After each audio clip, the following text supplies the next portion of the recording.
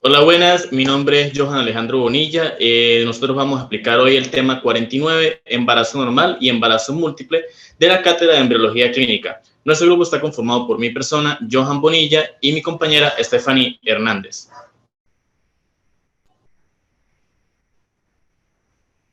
Comenzamos hablando del embarazo normal. Primero que todo, tenemos que entender qué es el embarazo. El embarazo o gestación es el proceso fisiológico en el que un feto se desarrolla dentro del cuerpo de la madre. Para los fines de la obstetricia, la edad gestacional o edad menstrual es el tiempo que ha transcurrido desde el primer día del último periodo normal.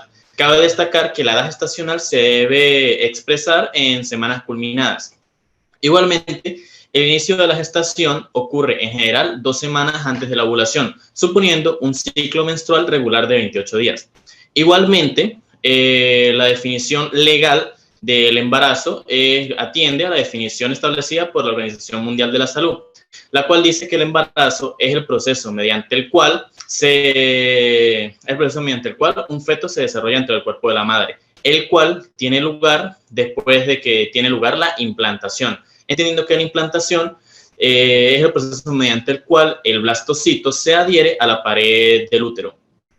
Igualmente, este proceso de implantación termina en el momento en el cual se sella el defecto en la superficie epitelial del útero. El embarazo normal es aquel que transcurre sin que factores desfavorables, ya sean biológicos, psicológicos, sociodemográficos y o patologías maternas previas o adquiridas en el transcurso del embarazo, interfieran en su normal evolución. Entendiendo esto, podemos acotar que el embarazo normal es aquel el cual tiene su duración, su transcurso de una manera totalmente fisiológica, una manera normal, entendiendo que tiene una duración de 38 a 40 semanas. Hay ausencia de factores desfavorables que puedan comprometer el desarrollo normal del feto o la vida del mismo o de la madre, con niveles de riesgo que estén bajos o sencillamente que no tengan nivel de riesgo. Entendiendo esto, hablamos de los embarazos de riesgo.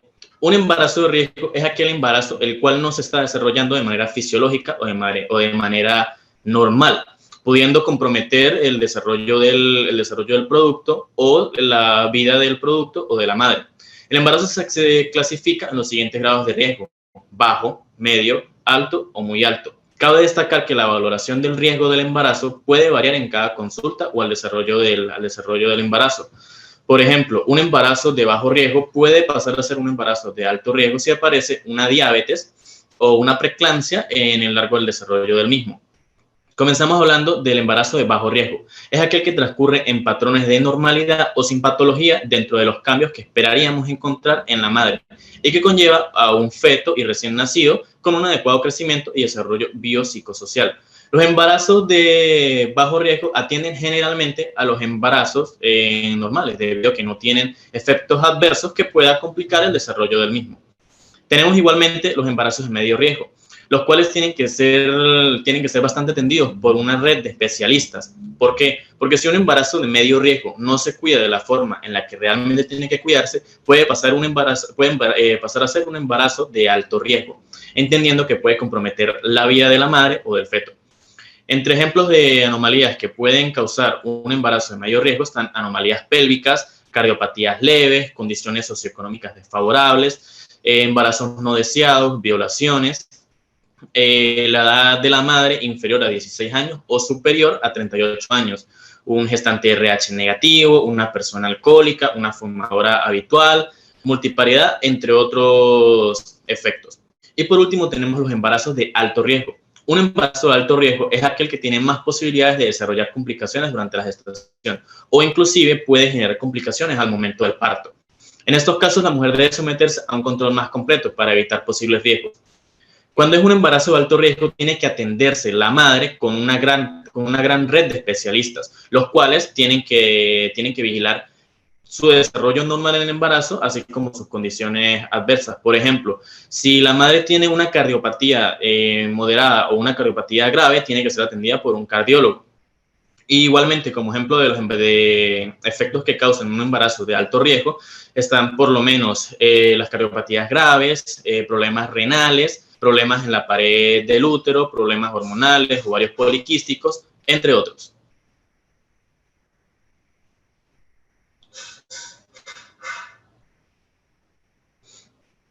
Continuamos hablando de la duración del embarazo. El embarazo humano normalmente dura unas 40 semanas desde el primer día de la última menstruación o 38 semanas desde la fecundación, lo cual es aproximadamente unos 9 meses en un calendario lunar. Se entiende que aquellos embarazos que terminan con menos de 37 semanas son nacimientos prematuros, así como aquellos embarazos que culminan con más de 40 semanas son embarazos o partos posttérmino. Cada año nacen en el mundo unos 15 millones de bebés antes de llegar a término, es decir, más de 1 en 10 nacimientos, señalando esta tasa como un 10% de todos los nacimientos. Cabe destacar que aquellos embarazos de entre 36 y 38 semanas se podría decir que pueden ser partos normales, porque en ese momento el feto ya puede estar totalmente desarrollado. Así como también aquellos partos en la semana 25-26, se puede hablar también que el feto ya tiene una maduración fisiológica, pudiendo, si es atendido de una forma completamente correcta o con una buena red de especialistas, pudiendo culminar su vida, pudiendo mantener su vida de manera normal. Igualmente, los embarazos de 40 a 42 semanas son los partos posttérmino. Entendemos que los embarazos posttérmino no han sido muy estudiados en la actualidad, por lo cual no se ha determinado una causa específica por la cual los mismos lleguen a durar tanto tiempo. La principal causa que se maneja como hipótesis viene siendo la genética. Aquellas madres que nacieron de una forma posttérmino, es probable que sus hijos también sean posttérmino. Cabe destacar igualmente que cuando las madres son primerizas se puede adelantar un poco o se puede atrasar un poco el parto, lo cual es totalmente normal. Continuamos hablando de los signos y síntomas propios del embarazo. Los primeros signos y síntomas del embarazo surgen generalmente 3 semanas después de la fecundación, aunque en algunos casos los síntomas pueden aparecer 6 días después de la fecundación. A pesar de que no es lo normal, no es lo fisiológico, muchas mujeres pueden experimentar esto y sencillamente comienzan a presentar los síntomas antes de tiempo. Por lo tanto, a pesar de no ser habitual, es perfectamente posible que la mujer ya presente síntomas durante los primeros días del embarazo. El primer síntoma o indicativo del embarazo es la amenorrea o la falta de menstruación, apareciendo la misma alrededor de unos 12-14 días después de la fecundación. Igualmente tenemos las náuseas y vómitos, que son los síntomas que se manifiestan en los primeros 3 meses del embarazo o en el primer trimestre del mismo. Asimismo, tenemos el hormigueo mamario o el dolor en las mamas, la mastalgia, lo cual no es 100% común en todos los embarazos, en todas las gestaciones, pero igual es un factor importante para tomar en cuenta. ¿Por qué se da el hormigueo mamario? Por el desorden hormonal que puede ocasionar la gonadotropina coriónica humana. Igualmente tenemos la micción frecuente y urgente. ¿Por qué se da la micción? Debido a que el aumento de la presión en la cavidad abdominal puede comprimir un poco la vejiga, causando así mayor necesidad de orinar. Y por último tenemos el aumento de peso, que es totalmente normal a lo largo de todo el embarazo.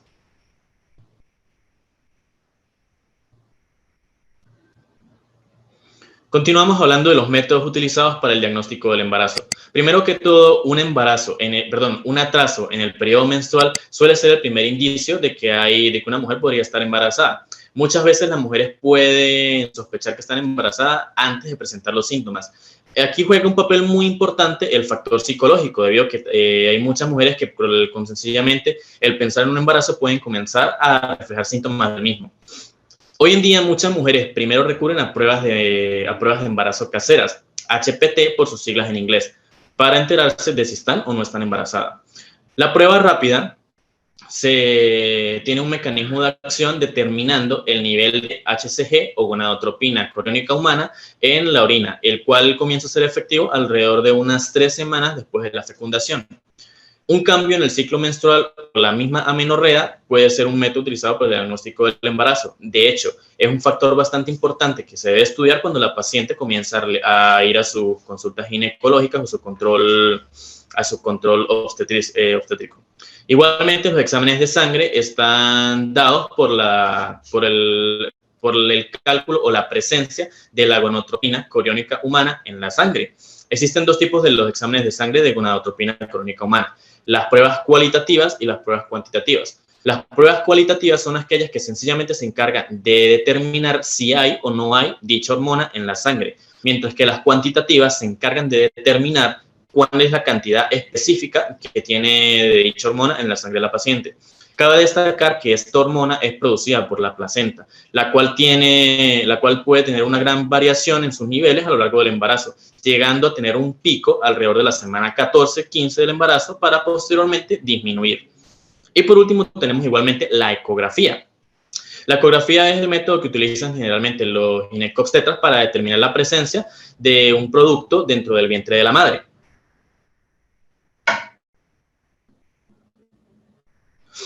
Continuamos señalando los cambios maternos en el primer trimestre. Los primeros cambios maternos que tienen lugar en el primer trimestre son aquellos que atienden principalmente a los signos y síntomas del embarazo. ¿Qué quiere decir esto? Por lo menos el aumento de pecho, las náuseas y los vómitos matutinos, ardores en el estómago, rechazo a ciertos alimentos, micción más frecuente, entre otros. Igualmente comienzan a darse los llamados antojos del embarazo. Igualmente tenemos fenómenos asociados al descanso, entendiendo por esto exceso de cansancio o fatiga o necesidad de dormir bastante, así como también periodos prolongados de insomnio. Igualmente tenemos el oscurecimiento de la piel de los pezones y la línea media abdominal, principalmente en la zona del periné o por debajo de la línea umbilical.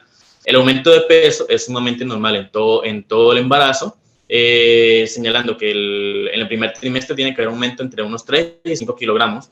Y por último, pero no menos importante, el sangrado de encías, lo cual no es frecuente en todos los embarazos, pero es un factor importante a tomar en cuenta.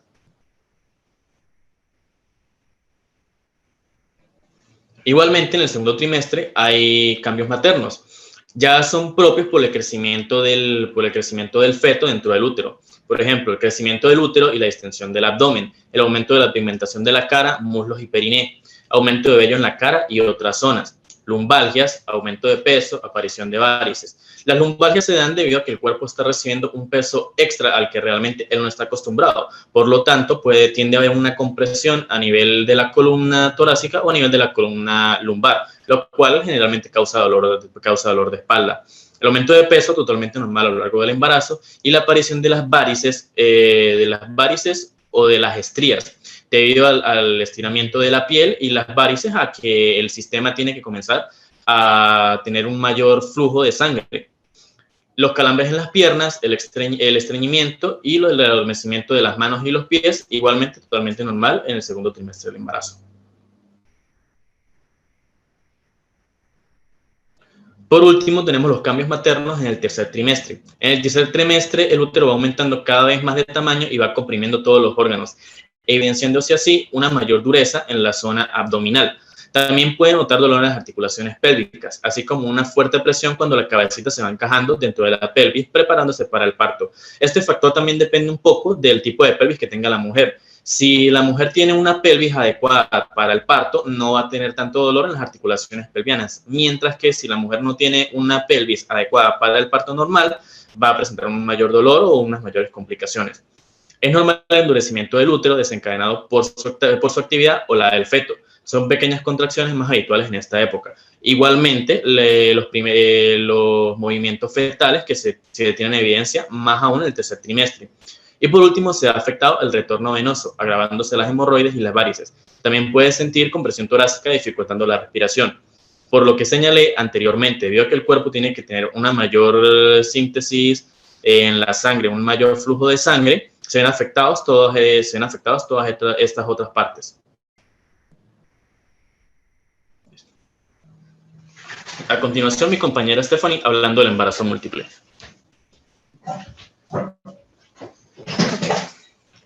Continuando con lo que es el embarazo múltiple, consiste en lo que es la gestación de más de un feto, como desarrollo la fecundación, donde hay 2 o más óvulos, o cuando este mismo se divide.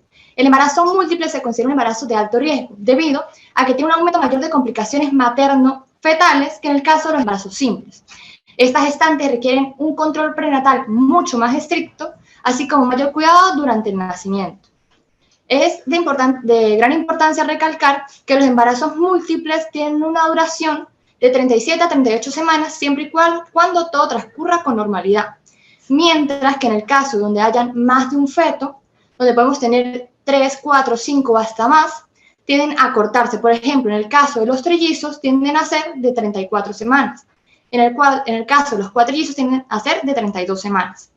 Y en el caso de tener más, este tiende a cortarse hasta que esté culminada lo que es el desarrollo pulmonar. Asimismo, el embarazo múltiple, los que son los gemelos, tienden a ser monocigóticos o disigóticos. Los disigóticos, también conocidos como lo son los morochos o hermanos fraternos, y los monocigóticos como lo son los gemelos idénticos.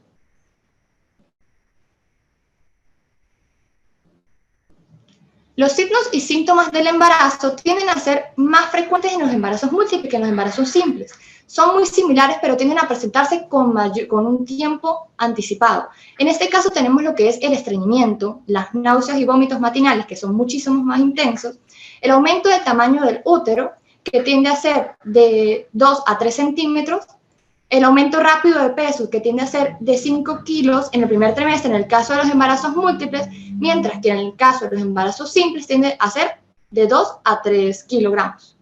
La anticipación de los movimientos fetales con 2 o 3 semanas de anticipación. El origen y clasificación de los embarazos gemelares. ¿En qué consiste? Como mencionamos anteriormente, el embarazo gemelar consiste en donde ocurren o se conciben dos fetos durante la misma gestación, que puede presentarse de dos formas, los disigóticos o los fraternos, como puede transcurrir en el caso de cualquier embarazo de hermanos, en diferentes épocas del embarazo o en un mismo embarazo. Y los monocigóticos o idénticos. Estos hermanos tienden a ser idénticos, comparten misma información genética, ADN, así como también que tienen que ser niños o niñas. Entrando al tema de lo que es la gestación disigótica. La gestación disigótica consiste cuando un óvulo, cuando es fecundado dos óvulos por diferentes espermatozoides, y se conocen como lo son los gemelos fraternos, biovulares o no idénticos. Esta ovulación puede ser múltiple, espontánea o por la misma administración de estimulantes, como lo son las gonadotropinas o el citrato de comifeno. ¿Qué es de gran importancia en la gestación disigótica? Lo que es la edad y pariedad, la nutrición, el tratamiento de infertilidad y los factores genéticos. La edad y la pariedad consiste... Ya, voy para la anterior. La edad y la pariedad consiste que mientras mayor es la edad de la mujer, a partir de los 30 años, son más propensas a tener un embarazo múltiple. La nutrición es de gran importancia porque mientras más está alimentada la persona o mientras tenga una alimentación balanceada, tiende a ser más propensa. Asimismo, como las mujeres altas y grandes son más propensas a tener un embarazo múltiple. Los tratamientos de infertilidad, como mencionamos anteriormente, las gonadotropinas o el citrato de comifeno, han aumentado en gran caso los embarazos múltiples. En el caso del citrato de comifeno, ha aumentado lo que es el 6.7% de estos mismos, así como las gonadotropinas, que elevan del 17% al 53.7% de los embarazos. Y en cuanto a los factores genéticos, tenemos que son más propensas de cada uno a 57 embarazos, lo que son las madres provenientes de embarazos múltiples, por ejemplo, las gemelas, y en el caso de los padres, cuando provienen de un embarazo de hermanos de embarazos múltiples, de 1 cada 118 embarazos. La gestación monocigótica. La gestación monocigótica es un hecho aleatorio el cual se produce de la fecundación de un solo óvulo por un solo espermatozoide que posteriormente se va a dividir, dando lugar a lo que son los llamados gemelos idénticos, tanto niños como niñas. De acuerdo con el intervalo entre la fecundación y el segmento del embrión, pueden surgir los siguientes tipos de gestación: la dicorial o diapniótica, la monocorial o monocorial diapniótica, la monocorial monoapniótica y los siameses. Para explicarlo mejor, tenemos una serie de cuadros, los cuales consisten en la dicorial o diapniótica. Ocurre cuando ha transcurrido 72 horas, lo cual es correspondiente a 3 días después de la fecundación. Todavía no se ha formado la masa celular interna que contiene las células que dan origen al corión. Por esta razón se forman dos embriones con un apnión y corión separados, con diferentes sitios de implantación. Es decir, los gemelos dicorial diapnióticos tienen apnios y coriones. Posteriormente tenemos lo que son los monocoral diapnióticos. Esta división ocurre a partir del 4 a 8º día después de la fecundación. Asimismo, tenemos que ellos se encuentran en la etapa de blastocisto. La masa celular se habrá diferenciado, mientras que las células que forman los amnios permanecen diferenciados. Ellos comparten lo que son los amnios y coriones. Ocurre en el 50%, la posibilidad de mortalidad de estos casos es del 50%, del 25 al 50%. Los monocoral monoamnióticos ocurren cuando la división está entre los 8 a 13 días de la fecundación. Este resultado de embarazo monocoral monoamniótico tienen cada uno posee propia placenta, amnio y coriones. Asimismo, la posibilidad de riesgo de muerte es del 50% en adelante. El caso más extraño de esto, que ocurre de -1 de cada embarazo, son los siameses, cuando la división ocurre de los 13 días de la fecundación y se forman lo que son los gemelos siameses. Esta incidencia ocurre mayormente en lo que son los países como lo es África o Indonesia, en comparación de los países asiáticos. ¿Debido a qué? A que esta división ocurre a partir del 13º día, cuando van a generar lo que son los siameses en diferentes formas. Un caso de los siameses serían los craniópagos, los cuales ellos pueden ser separados en un momento de su vida, siempre y cuando no compartan órganos de vital importancia. Como por ejemplo el caso de los craniópagos que están unidos solamente por el cráneo, pueden llegar a ser separados. En el caso de que compartan el cerebro o alguna estructura, como lo puede ser alguna vena o arteria, es de fatal importancia separarlos, porque puede generar inmediatamente la muerte. Uno de los casos ocurrió en Indonesia, en el caso de 2 niñas siamesas, las cuales no pudieron ser separadas debido a que compartían la misma arteria cerebelosa anterior. Al momento de separarlas iban a fallecer ambas.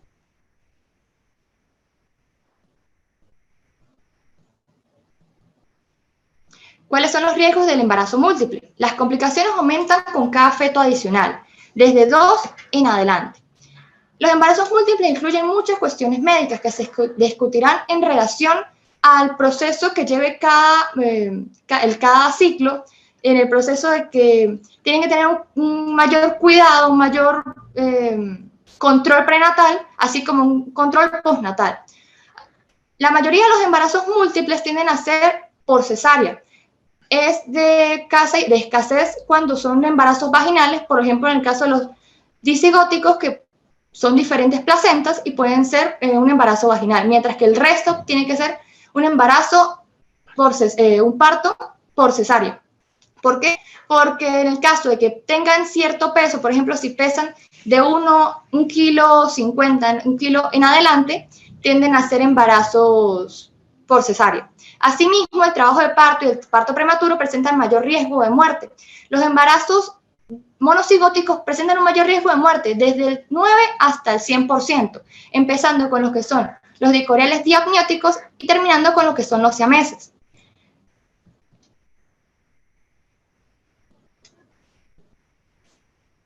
¿Cuáles son los factores predisponentes de la génesis de los embarazos gemelares? Hay una serie de factores relacionados a los embarazos múltiples. Como mencionamos anteriormente, es la genética. Las madres provenientes de embarazos múltiples, así como el padre, tienden a tener una incidencia más elevada. Asimismo, tenemos lo que puede ser, dependiendo de la incidencia, de países con mayor subdesarrollados, donde hay una mayor alimentación, que los países de bajos recursos. O los países que han pasado por guerra. Se demostró, según estudios, que los países que estuvieron en guerra han disminuido lo que son los embarazos múltiples. El embarazo tardío. A partir de los 30 años, las mujeres tienden a ser más propensas a un embarazo múltiple, así como también cuando tienden a ser mujeres con una contextura mayor o de mayor altura. Los embarazos previos. Una mujer que haya dado a luz anteriormente es más propensa a un embarazo múltiple. Y los tratamientos de infertilidad. Mayor es el caso de las gonadotropinas, ya que en la actualidad los embarazos múltiples son de mayor incidencia debido al uso de fertilizaciones in vitro y de muchísimas más cosas que generan más este caso a partir de 2 hasta 5, 4 en adelante. Para concluir, podemos decir que la duración del embarazo que transcurre con normalidad en un embarazo simple a las 40 semanas, mientras que el embarazo múltiple tiende a cortarse este tiempo, dependiendo de si es monocigótico o disigótico, que tiende a bajar de 38 semanas a 32 semanas después del desarrollo pulmonar. Asimismo, tenemos que los síntomas, tanto en el embarazo simple como en el embarazo múltiple, son muy similares, dado el caso de que el embarazo múltiple tienden a presentarse con mayor anticipación y mucho más fuertes.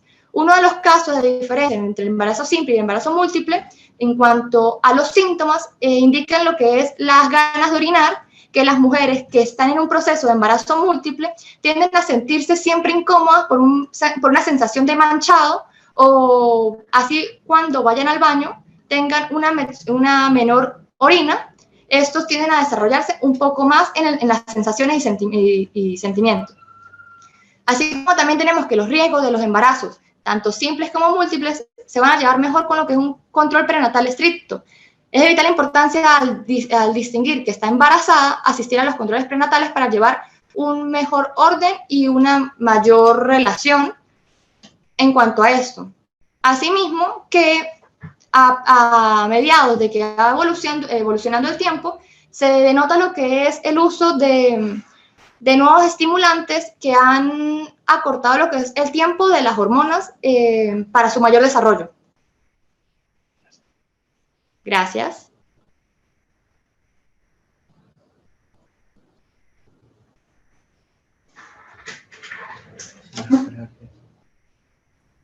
Eso, siéntense los dos justo como estaban al principio, para yo ver a los dos. ¿Alguno de ustedes quiere agregar algo más al seminario, a la presentación? Por ahora no. Perfecto. Bueno, entonces vamos a comenzar desde la primera lámina. Recuerden una cosa, todo lo que yo vaya a hablar aquí es para aclarar, ¿sí? Esto no significa de que esto los vaya a perjudicar. Pero como esto, ni a perjudicar, ni a ponerle baja nota, ni nada, porque estamos en un proceso de aprendizaje. Ustedes aprenden, yo aprendo y aprenden todos los demás. Por lo tanto, aquí estamos contribuyendo a dar una información para beneficio de todos. Entonces, fíjense una cosa. Una de las cosas más importantes, yo no sé si ustedes se acuerdan, al principio de las clases, al final del año 2019, cuando un día comenzamos a conversar sobre, de hecho, creo que esto de la fecha de última menstruación, la edad gestacional, salió en el parcial anterior, ¿verdad? Sí, señor. Exacto. Entonces, es importante que ustedes, porque la función de ustedes, jóvenes, en la sociedad, es tratar siempre de orientar hacia el aprendizaje de las pacientes, del grupo social que los rodea o de cualquier persona que quiera preguntarles a ustedes una duda. Sobre este punto, cuando uno se enfrenta a esta situación, se dan cuenta que las personas tienen una cierta confusión. En la obstetricia se habla de semanas de gestación y no se puede hablar de meses. Por eso es que es importante la última fecha del último periodo menstrual. ¿Ok? ¿Por qué? Porque lo que se trata siempre es de que la paciente esté clara, que cuando vaya a la consulta sepa que lo importante para calcularle la edad gestacional es la fecha de última menstruación o la fecha de su último periodo menstrual. Muchas personas, muchos pacientes eso no lo entienden, ni lo entienden ella, ni lo entienden los familiares, ni lo entienden las personas que están a su alrededor, porque nos acostumbramos a pensar de que se pueden calcular los meses y hay una gran confusión. ¿Por qué hay una confusión? Entonces, fíjense algo. Los meses que se calculan en el embarazo son meses lunares, no son meses cronológicos. Y los meses lunares duran 28 días y no duran 30 días. Entonces la gente hace un cálculo es aproximado a 30 días, no a 28. Y por eso es que si usted a una persona le dice ¿cuántos meses tiene usted? 7 meses. Cuando va a ver, le dice 28 semanas. Claro, porque ella calcula 7 por 4, 28. Pero realmente 7 meses son 30 semanas. ¿Y por qué hay que aclararle esto? Porque primero, ella no queda embarazada el primer día de la menstruación, queda embarazada aproximadamente 10 o 12 o 14 días después de que le vino el primer día de su periodo menstrual. Entonces ahí ya esos 15 días no se pueden incluir dentro del cálculo, número 1.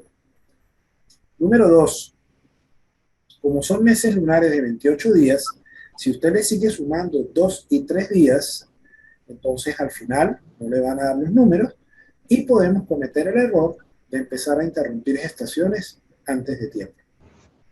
Entonces por eso la gente dice 9 por 4, 36. No, en los 9 meses del embarazo son aproximadamente 38 semanas, no son 36 semanas.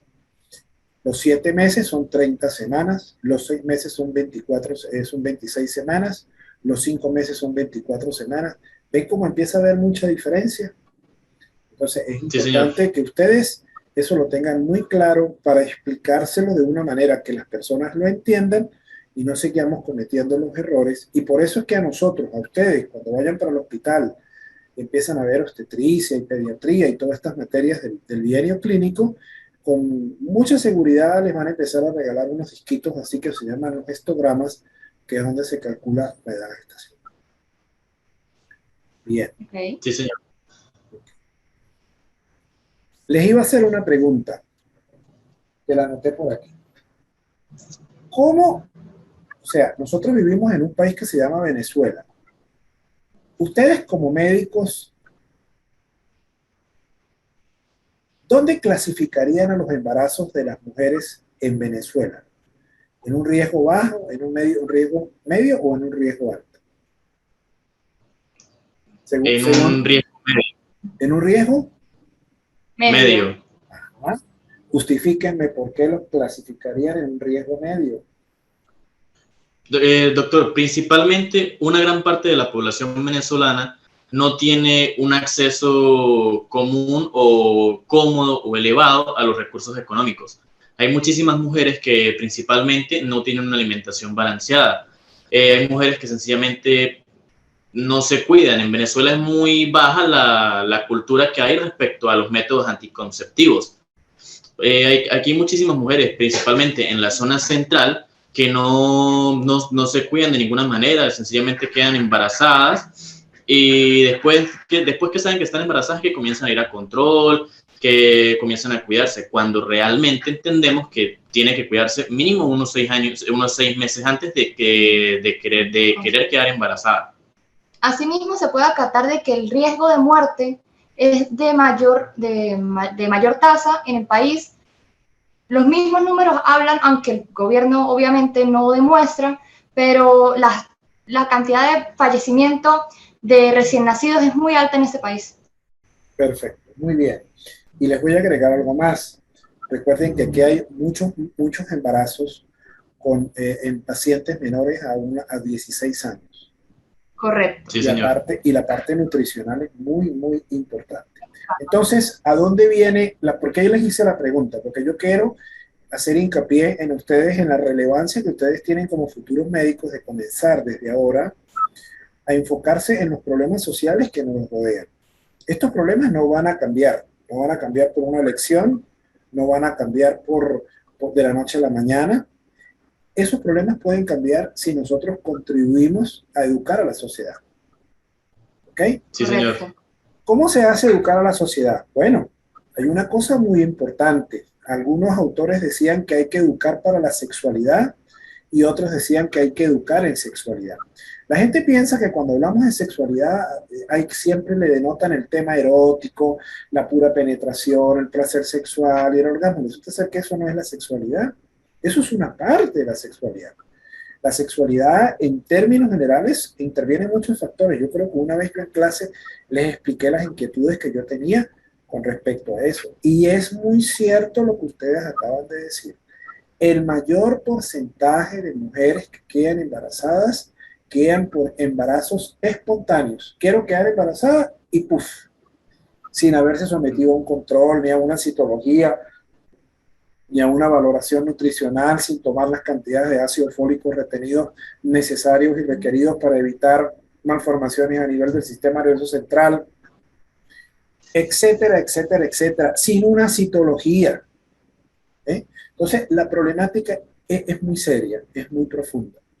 Y quieres que le diga algo, esos niños, producto, o esos recién nacidos, o esos fetos, o esos embriones, producto de ese tipo de embarazo, ¿verdad? No sé si ustedes se acuerdan que yo también les hablé de la epigenética. Sí, señor. Bueno, todo eso está enfocado ahí. Entonces, a nosotros no nos interesa la cantidad, nos interesa es la calidad de recién nacidos.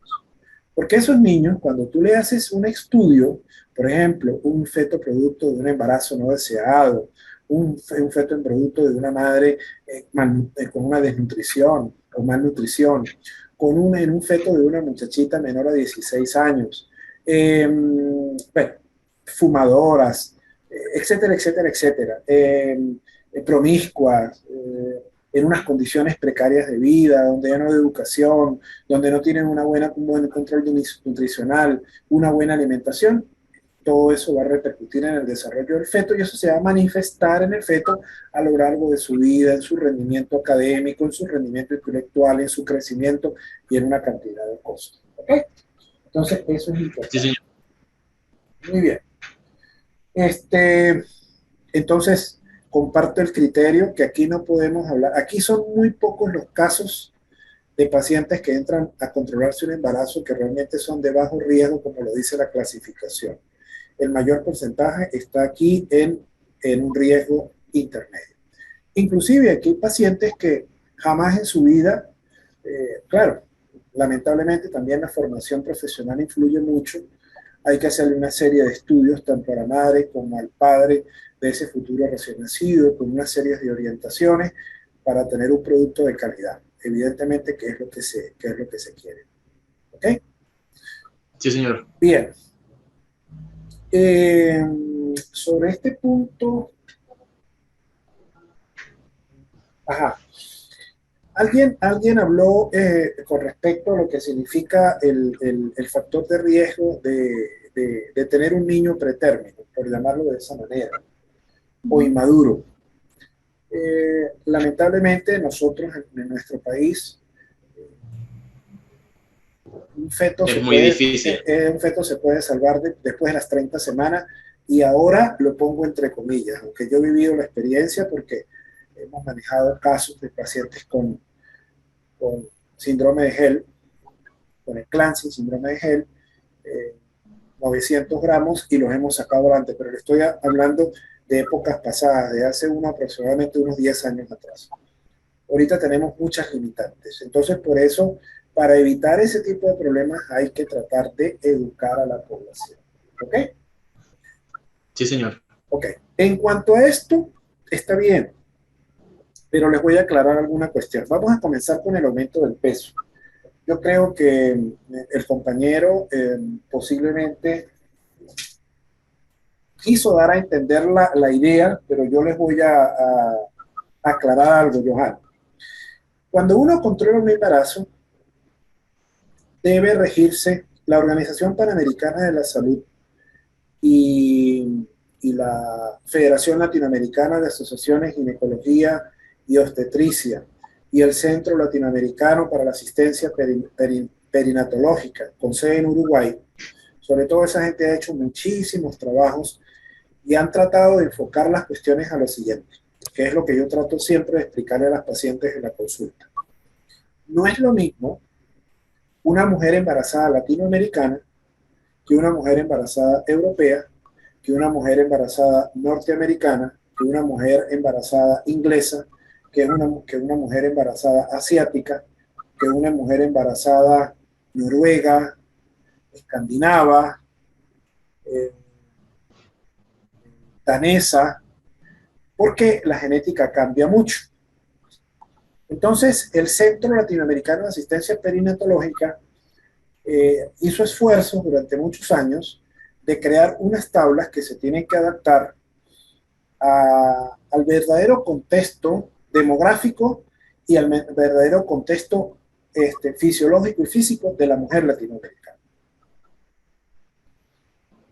Muchos obstetras y muchas personas que controlan el embarazo se olvidaron de eso. Y eso hay que rescatarlo. ¿Y por qué te hago hincapié en esto? Porque fíjate que hay una cuestión que se llama curva de ganancia de peso fetal, curva Sí, de señor. ganancia de peso materno, y eso son cosas muy importantes. La curva de ganancia de peso fetal o simplemente el crecimiento fetal, la curva de crecimiento fetal, relaciona el diámetro de la circunferencia cefálica con la circunferencia abdominal del feto, y uno va viendo cómo el crecimiento va siendo simétrico o no crece adecuadamente, o es asimétrico, o está por debajo de los percentiles de simetría de ganancia de peso, o es un feto macrosómico. Eso es un punto que se toca en el control del embarazo.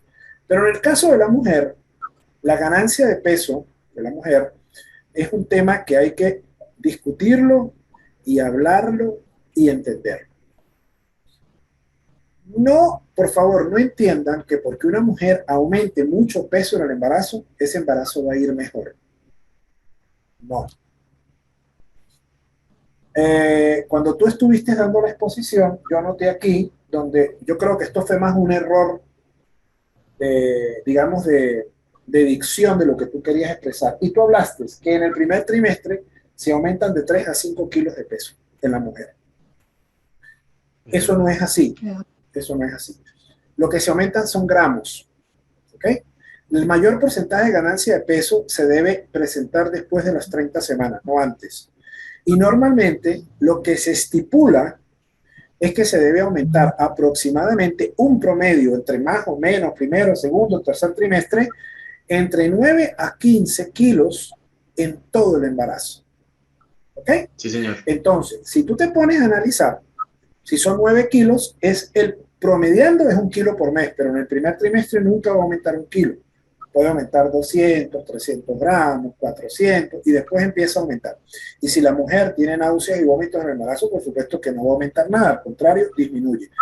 Eso es otra cosa que después cuando ustedes vean obstetricia en el diario clínico se lo van a explicar, o si ustedes quieren, pues en algún momento nos conectamos y hacemos una charla sobre esto, para hablarle de lo que es hiperemesis gravídica, náusea y vómito en el embarazo y por qué se produce. Entonces, hay que explicarle muy bien claro a esa mujer, porque aquí las personas, nuestras pacientes, tienen unas falsas creencias que vienen desde hace muy atrás, donde piensan que porque coman más, el feto va a estar mejor. Como que también creen y piensen que porque toman más vitaminas, el feto se va a desarrollar mucho mejor. Y si ustedes ven los temas anteriores, se van a dar cuenta que la placenta ayuda a regular el paso de ciertas sustancias en el feto. El resto lo hace el feto solo por su información genética. ¿Ok?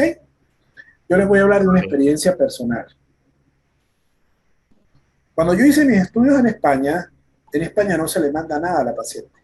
Lo único que se le manda es ácido fólico, excepto que la paciente realmente lo requiera.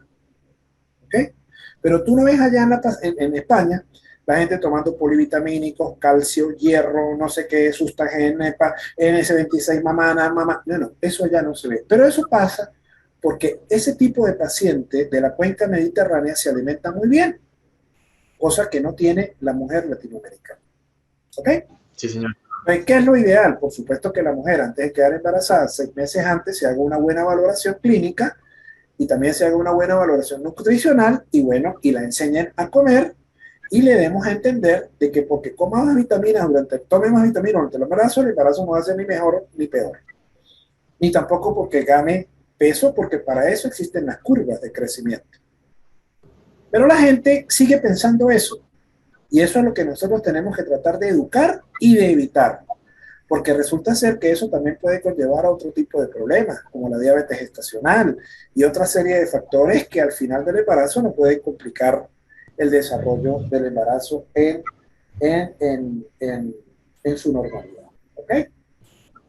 En cuanto al hecho de la micción frecuente, el peso sobre la vejiga sí puede condicionar eso al final del embarazo, pero al principio, y en el primero y en el segundo trimestre, es más por un aumento de gasto en la mujer. Porque tú sabes que la mujer, entre comillas, entra en una hipervolemia. Es decir, vamos a suponer que Stephanie se quede embarazada Stephanie ahorita, por su condición fisiológica, puede manejar más o menos unos 3 litros de sangre.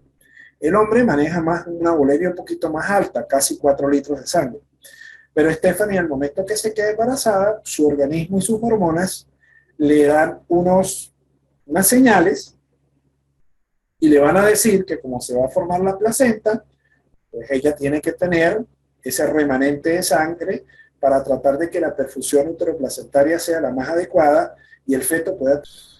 Esto de la micción frecuente no tiene nada que ver, sobre todo, es al final del embarazo sí tiene que ver con digamos, con el volumen. Pero al principio y en la mitad del embarazo tiene que ver más que todo por a ver, entiendan, volumen del abdomen. Pero al principio y a la mitad del embarazo tiene que ver más por el volumen sanguíneo. Estaba poniendo el ejemplo de Stephanie, donde a ella el volumen sanguíneo, la bulimia le va a aumentar. ¿Ok? Y entonces de esos 3 litros 800 o 3 litros y medio, prácticamente va a aumentar unos 700 ese volumen. Eso que va a condicionar mayor latido cardíaco y va a condicionar a su vez mayor paso de sangre por el riñón y por lo tanto mayor producción de orina. Y esa es la causa por la cual se produce una micción frecuente y a veces urgente. Las náuseas y vómitos al principio del embarazo están relacionados con la hormona gonadotrofina coriónica porque ella produce un enlentecimiento del fenómeno digestivo.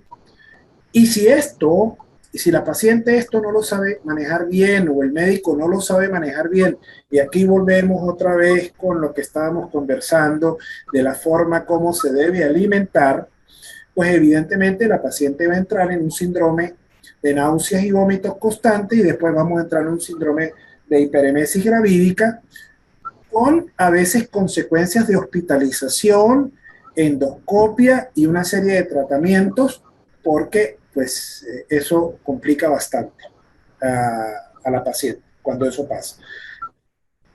Por eso al principio del embarazo siempre el obstetra o el médico tiene que aconsejar a la paciente que no se sobrecargue de alimentos ni ricos en carbohidratos, ni que sean difíciles su digestión, sino que a su contrario coman frutas, coman alimentos que puedan digerir fácilmente para ayudar al vaciamiento gástrico más rápido y evitar las náuseas y vómitos del embarazo. Entonces, para ello, pues, habrán formas. Si la paciente no entiende eso, pues siempre lo van a estar llamando para preguntarle lo mismo. Entonces usted le dice, mire señora, bueno, que usted se come una cremita de verdura, coma pocas cantidades. Yo a las pacientes mías le digo, mire, siéntense a comer, ustedes no tienen que comerse una cantidad impresionante de alimento. La gente cree que porque no come, entonces el niño no crece, y ese es otro problema que tenemos. Entonces yo le digo, mira, manda a preparar lo que a ti más te guste, pero que se pueda digerir. Y si tú te estás comiendo, por ejemplo, una crema de apio y vas en la cuarta cucharada y ya la quinta te dan náuseas, no te la comas, párate ahí. Dentro de 1 o 2 horas te comes una gelatina. Dentro de 2 horas más te comes un pedacito de lechoso, un pedacito de mango. Dentro de 2 horas más te comes un poco de jugo. Y entonces así vamos más o menos tratando eso. Entonces, cuando no se habla con el paciente lamentablemente, pues, mal orientado puede ser un poquito complicado. Lo del aumento de peso, pues ya lo conversamos. Sí, señor. Muy bien. En términos, digamos, de orden, la primera causa por la que el paciente que te consulta siempre va a ser por la falta de menstruación y es la menorrea. Entonces, una paciente que también... Después hay que entender un poquito, pues la paciente empieza con la ansiedad, pero me hago la prueba del embarazo, no, denle un chance, porque ustedes tienen que entender que si a ella no le vino la menstruación es porque en la implantación lo que lleva son apenas 10 o 12 días de embarazo. Entonces dígale, mire, para tener una buena confianza de una prueba de embarazo debes esperar al menos que hayan transcurrido unas 3 o 4 semanas de falta de menstruación para poder hacer un buen diagnóstico. Siempre traten de decirle a las pacientes que las pruebas cualitativas no son evidentemente muy ciertas. porque hay laboratorios, acuérdate que eso son pruebas inmunológicas, si no las manejan de manera adecuada, las ponen, o sea, las dejan mucho tiempo expuestos a los flujos laminares o cerca de un mechero, pueden dar falsos negativos. Y a veces la paciente llega, estoy embarazada, y cuando tú le haces el eco no ves nada, entonces comienzan las decepciones y los problemas y la parte psicológica y todo lo demás. Entonces siempre que tengan un poquito de paciencia.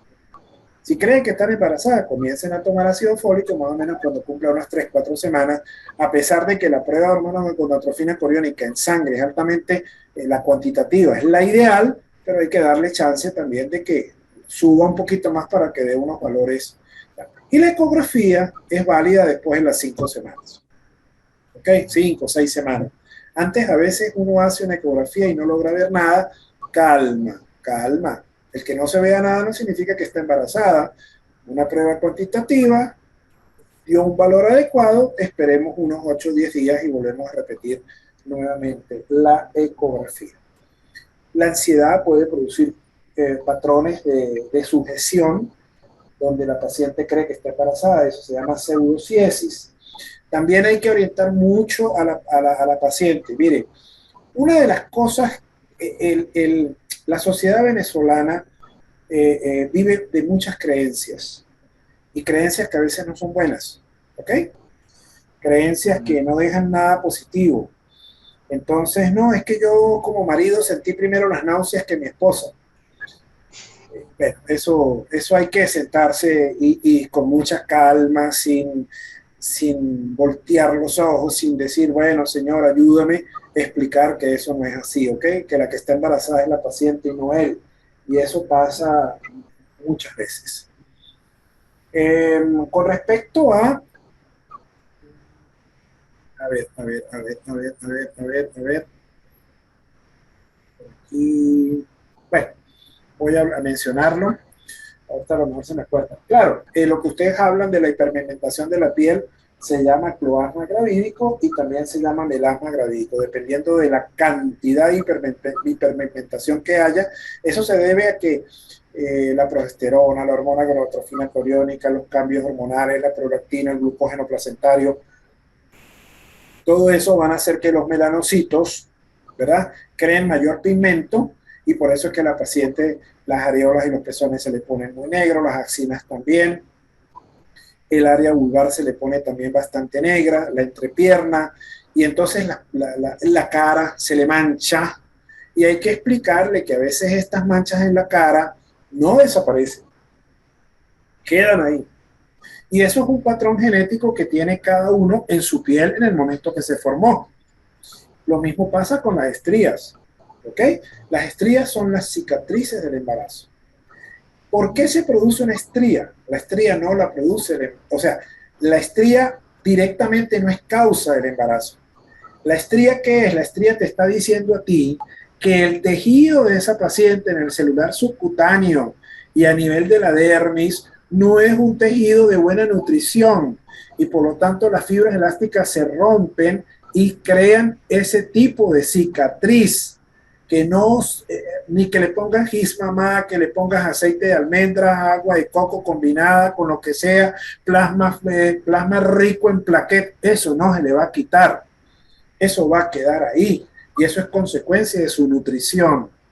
Por eso es que hay pacientes, ¿verdad?, que no les salen estrías, porque bueno, están bien nutridas y la fibra elástica de la piel tiene la posibilidad de expandirse, pero hay otras mujeres que quedan embarazadas y se les crea un mapa de estrías a nivel abdominal. Eso mucho relacionado con la nutrición.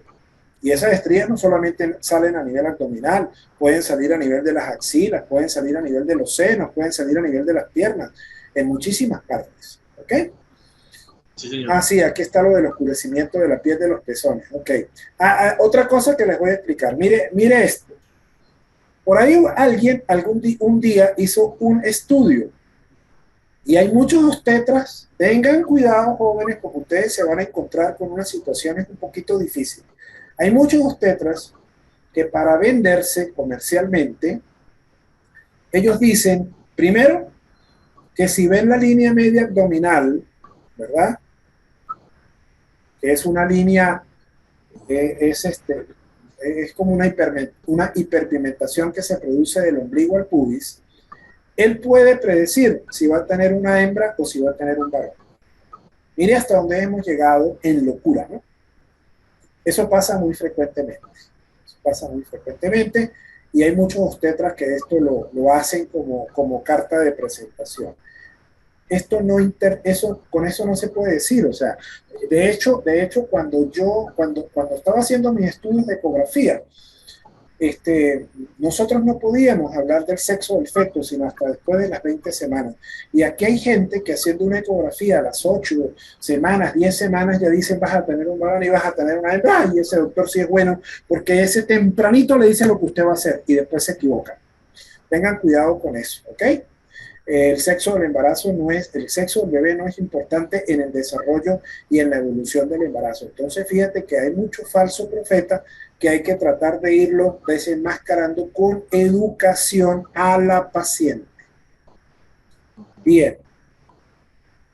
Por supuesto, los calambres en las piernas se deben a problemas circulatorios que van a ir acentuándose porque el peso comprime sobre todo las venas pélvicas. Con respecto a esto también les quería decir una cosa.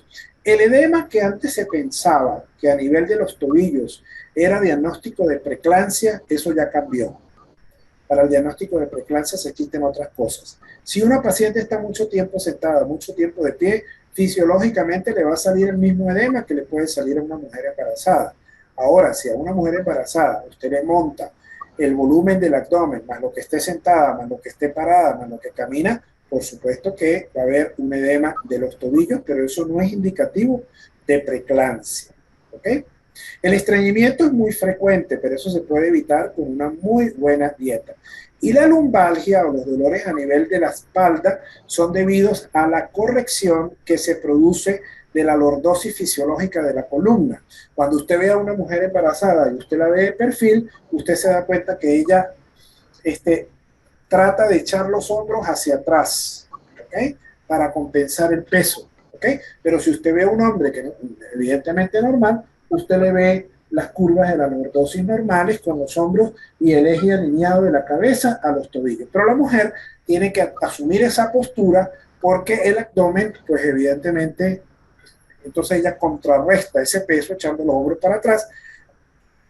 Y al hacer eso, pues evidentemente los músculos paravertebrales se pueden contraer, las malas posturas en los momentos en los cuales una paciente se siente, eso puede condicionar también contracturas musculares. Hay muchos casos de pacientes que tienen escoliosis, cifosis, megapófisis, espina bífida, no visible, hernias discales y una cantidad de cosas que por supuesto el embarazo, al quedar embarazadas, esos síntomas de dolor y contractura a nivel de la espalda se le van a acentuar. Bueno, ok. Con respecto a los embarazos múltiples, esta cosita me hacía falta, la estría, las varices. Otra cosa. Hay que tener cuidado también porque la paciente le va a decir a usted, es que ya no puedo respirar, tengo que dormir sentada. Entonces, claro, eso pasa porque existe una cosa que se llama volumen residual inspiratorio y expiratorio también, que es cuando uno bota todo el aire o inspira todo el aire, siempre va a quedar un volumen residual dentro del pulmón. Como el diafragma se aplana por efecto del crecimiento uterino y la respiración de la paciente es más superficial, pues ese volumen inspiratorio residual se agota y la paciente pues evidentemente se cansa más rápidamente. ¿Ok?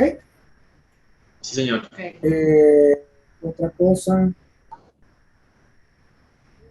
Por aquí no está. Bueno, con respecto a lo de los embarazos múltiples.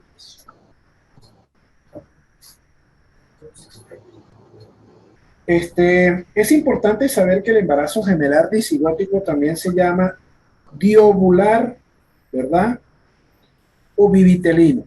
Eso es importante saberlo, porque de repente ustedes en algún momento van a buscar un libro y les va a decir que el embarazo gemelar no lo van a llamar disigótico, sino lo van a llamar diovular o lo van a llamar bivitelino. ¿Ok?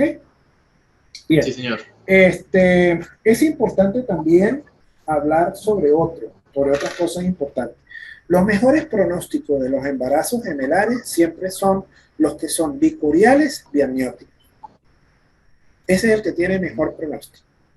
Ya cuando empezamos a ver embarazos monocoriales biamnióticos o monocoriales monoamnióticos, ahí ya el panorama empieza a ensombrecerse, ¿verdad? Sobre todo porque acuérdense que el monocorial puede condicionar algo que se llama el síndrome de transfusión feto a feto, donde pueden haber cortocircuitos arteriovenosos placentarios y uno de los fetos se va a beneficiar más que otro de la circulación y uno va a crecer más que otro. A veces esos cortocircuitos placentarios son fisiológicos.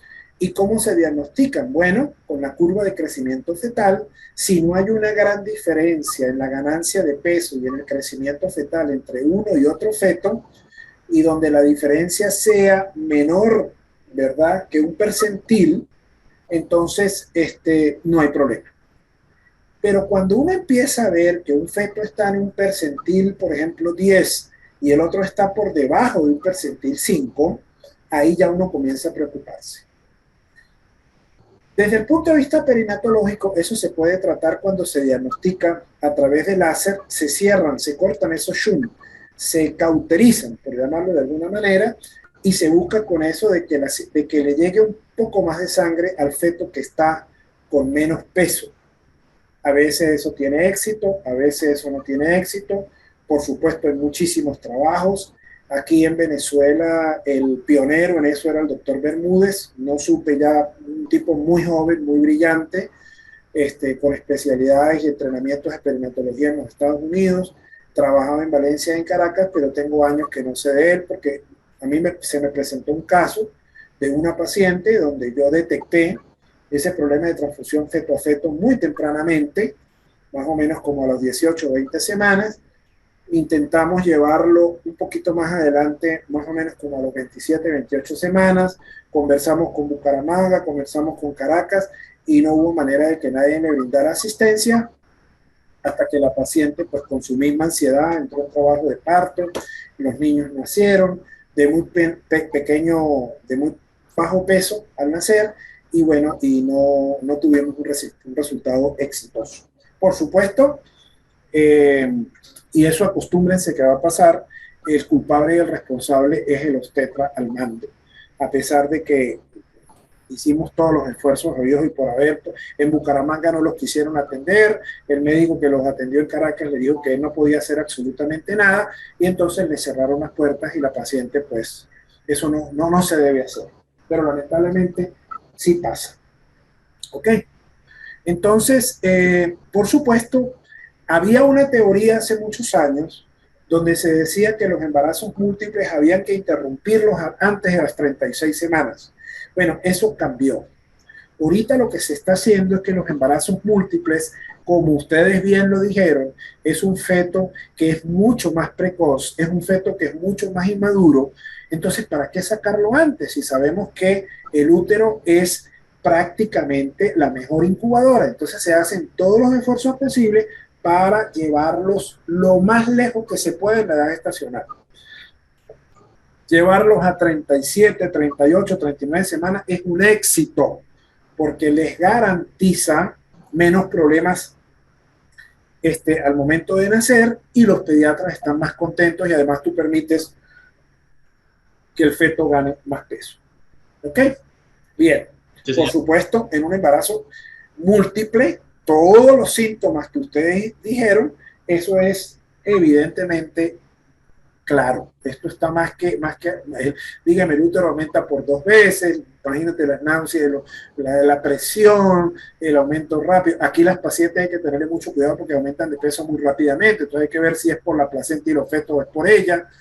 Recuérdense que siempre existe el riesgo de una diabetes gestacional y eso hay que tener mucho cuidado con eso. Dime, Joan. Nada. ¿Qué me ibas a comentar? No, nada. Ok. Fíjate, otra cosa, con respecto a los movimientos fetales, eso es importantísimo, ¿no? Eso es importantísimo. Uno de los síntomas más importantes de que un embarazo esté fisiológicamente bien, esos son los movimientos fetales. Con respecto a eso, menos mal que me acordé y lo anoté, hay otro problema también en nuestra sociedad. Las mujeres, en su mayoría, las pacientes, quedan embarazadas hoy y dentro de 15 días ya dice que sintieron el embrión. Entonces, analicen ustedes, porque eso es lo que yo quiero, crear en ustedes un patrón de análisis, porque esto ustedes se lo van a encontrar todos los días. Y cuando Stephanie quede embarazada, se va a dar cuenta que yo lo que le estoy diciendo no es que lo digo yo ni lo dicen los libros, sino esto ha sido desde que se creó la obstetricia. Es imposible sentir un embrión de 4 milímetros, de 5, de 6, de 8, de 10, de 12 centímetros. Es muy difícil, porque primero el útero está intrapélvico y segundo, la capa muscular del útero todavía está muy gruesa. Entonces, ¿cuándo realmente se sienten los movimientos fetales? Después de las 18 semanas en las primerizas y más o menos como a las 17 semanas en las multíparas. Multíparas significa que haya tenido 1 o 2 partos previos o embarazos anteriores. ¿Ok? Más de 2 embarazos anteriores. No estamos hablando de que sean gemelos o no. Una cosa es gemelaridad, embarazo múltiple, y otra cosa es multiparidad. Son dos cosas totalmente diferentes. Entonces aquí la gente dice, no, es que yo siento como un gusanito. Mira, lo que sientes es el colon y el intestino delgado que se te está moviendo y no estás sintiendo ningún embarazo. Pero la sujeción en una sociedad donde no nos preparamos, donde no educamos, está condicionando esas matrices de falsas opiniones que le hacen bastante daño a la misma sociedad. Entonces, en ustedes está la posibilidad de que salgamos de este foso en el cual nos hemos metido durante muchos años. ¿Ok? Yo les quería preguntar algo. ¿Ustedes saben por qué se habla de... ¿Dónde está? De esta expresión, ¿ustedes saben de dónde viene? ¿La están viendo? La que estoy señalando aquí abajo. Sí, señor. ¿De dónde viene esa expresión? De siameses. Yo no me acuerdo bien. Si no me equivoco, doctor, la expresión de siameses proviene del pasado tiempo, después de los 13 días, cuando se implantan, o sea, cuando se dividen, ocurre, como ya se ha pasado una serie de procesos, al momento de dividirse o de transcurrir ese momento, ocurre una serie de factores cambiantes, que es lo que generan los famosos siameses. Ok, mire, Stephanie, lo que yo le voy a decir ahorita no se le va a olvidar nunca. El término siamés no proviene de una cuestión clínica ni biológica. El término siamés surgió en los Estados Unidos cuando unos gemelos, ¿verdad? Producidos o evidentemente pasados por una ¿cómo se dice?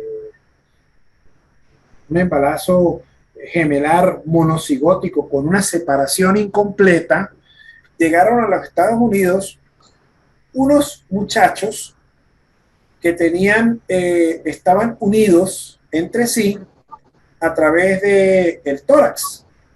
Y esos muchachos, eso fue en el año 1870, 1880, y como nunca los habían visto, ellos provenían de Indonesia, de una isla que se llama Siam.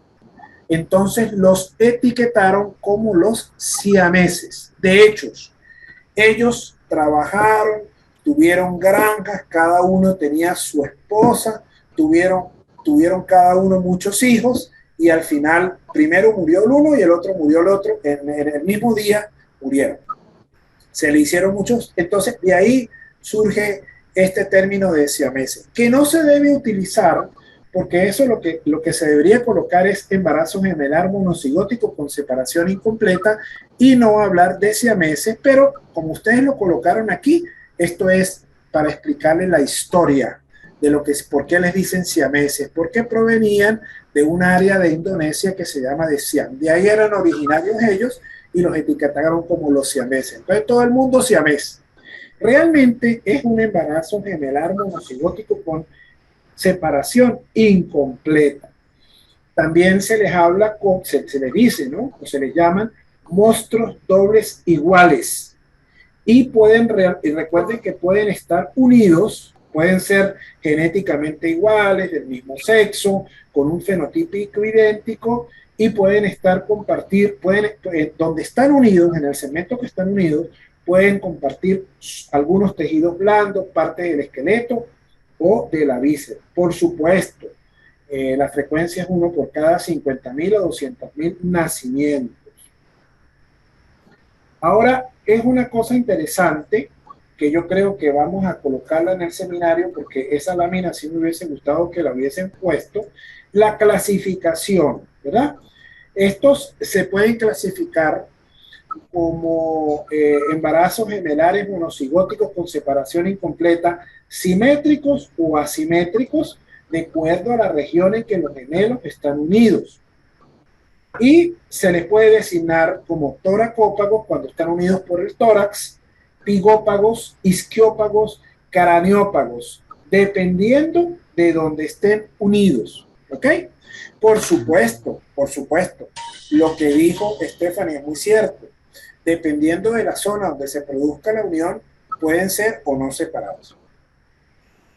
También hay que ser muy claros con esto, porque ahorita en las redes sociales, cuando aparece un caso de este tipo, o con una estrofia cardíaca, o con una gastrosquisis, con un frenfalocele, la gente entra en crisis y empiezan a pedir dinero. No, uno es médico y uno tiene que ser objetivo y saber cuál es el pronóstico de esos casos. ¿Ok?